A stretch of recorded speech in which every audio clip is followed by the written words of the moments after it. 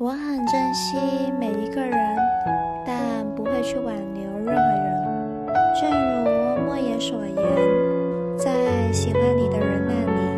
里热爱生活，在不喜欢你的人那里看清世界。比如有人陪你过冬，有人陪你看烟花，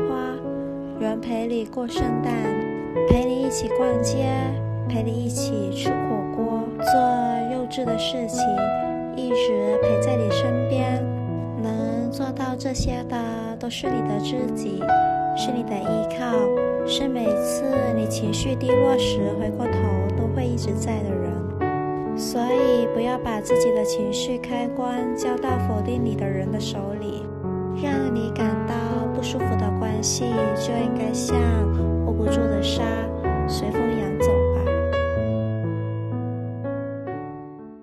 缓缓飘落的枫叶像思念，我点燃烛火温暖岁末的秋天，